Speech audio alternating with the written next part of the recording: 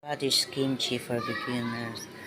Ingredients: 2 big radish, 2 tablespoon fish sauce, 1/4 cup apple cider vinegar or plain vinegar, 1/2 cup no Korean hot pepper flakes, 4 stalks of green onions chopped in 1-inch length, 2 tablespoon fresh garlic cloves and about 5 to 6 minced, 1 teaspoon fresh ginger minced, peel and cut radish into bite-sized pieces.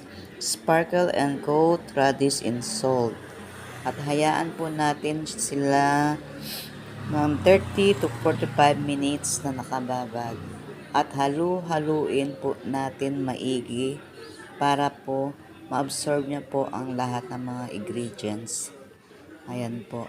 At pwede natin ilagay na sa ref ng 3 to 7 days. Yan, pwede na natin siya matikman kung gaano siya kasarap.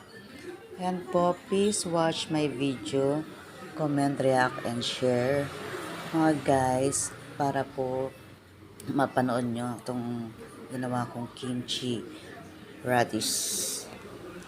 Thank you so much. God bless.